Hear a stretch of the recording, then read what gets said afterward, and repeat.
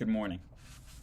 Good evening, good afternoon, and remember, context is everything. Media Network founder and CEO John Michael is reading another textbook, cover to cover. This is a 1940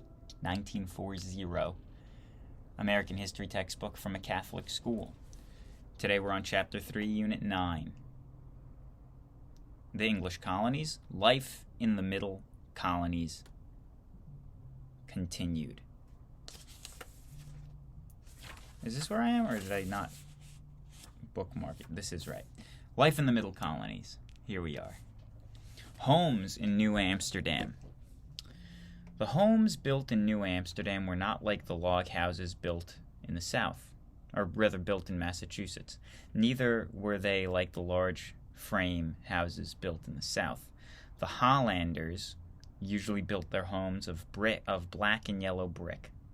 They were comfortable homes. Gardens of gay flowers were planted around the house. Everything about the house was spotlessly clean. Brass knockers on the door were kept brightly shining. The pots and kettles in the kitchen were polished.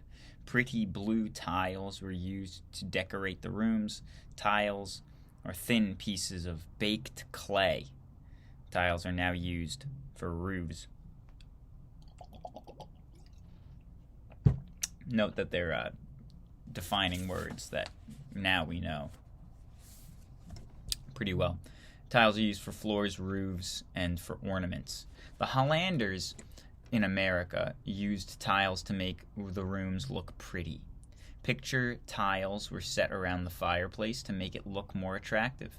As in New England, the cooking was done at the fireplace, which also heated the house.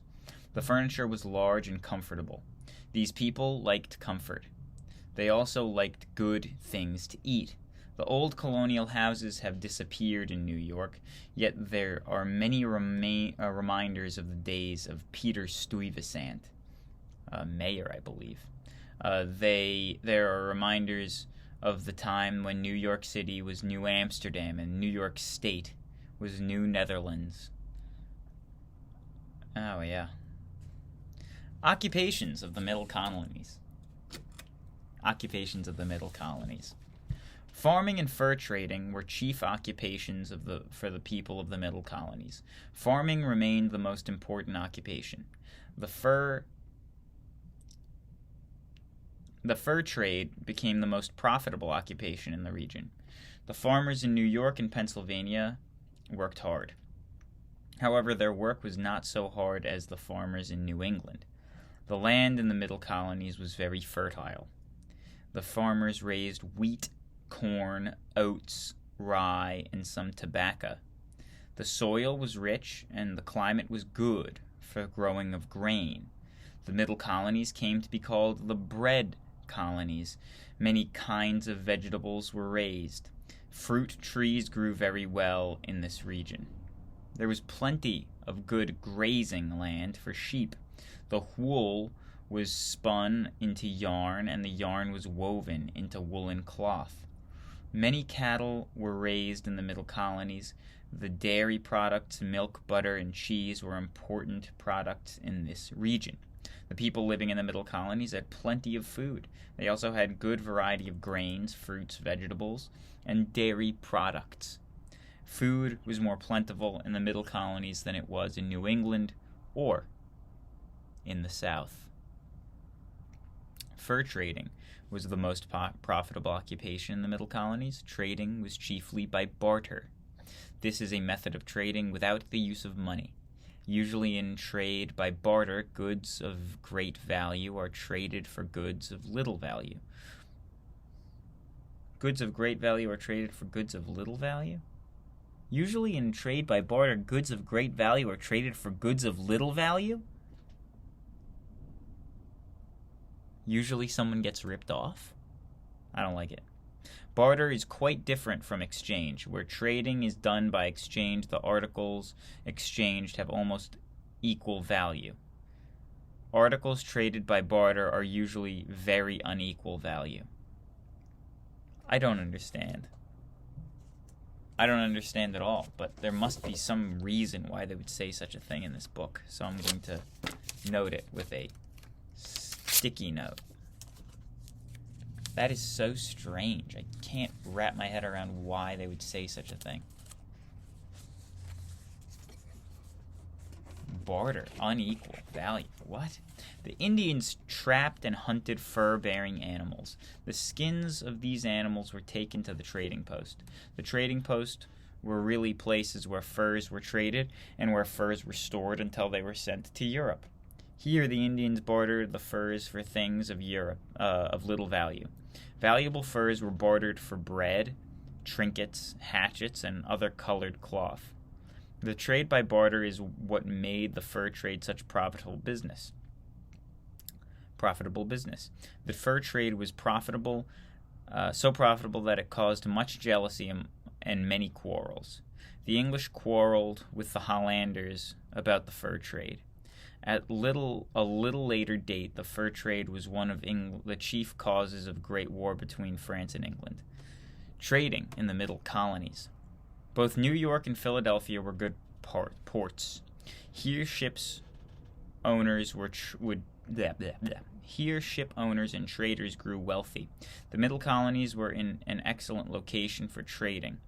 There was considerable trading by water between the middle colonies and the colonies of New England and the South.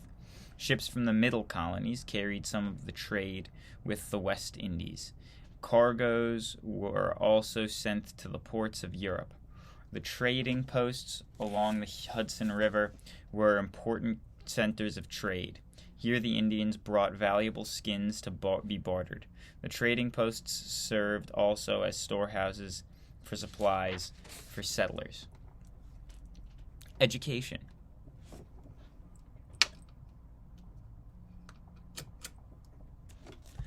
Schools were not so common in the middle colonies as they were in New England. The schoolhouses built in the middle colonies were small. Only a few subjects were taught. The settlers along the Hudson River set up what they called common schools. These schools were for all children. The common school was founded on the same idea that we now have in public schools. There were public schools in Philadelphia. These public schools were supported by taxes, just as public schools today are supported by taxes. There were some church schools. The minister was the teacher in the church school. After English captured New Netherlands, the schooling of children was neglected for many years. Perhaps the English thought it best to let the children grow up without much schooling, when it would be easier to teach them English ideas and English manners. Then it would be easier to teach them English ideas and English manners. That's speculative. Amusements. The settlers of the middle colonies enjoyed simple sports. They liked to go hunting and fishing. There was plenty of game in the forests, and there were numerous fish in the streams. Skating and sleighing were enjoyable winter sports. The colonists of this region liked games that they could play out of the doors. During the winter, it was enjoyable to gather around a fireplace for games and for telling of stories. Storytelling was a real art among the settlers in the middle colonies. A little game for the kids to play when they're doing the activity. That's it. Goodbye. God bless. Have a good day. Enjoy your weekend. Or your weekday, depending when you watch this.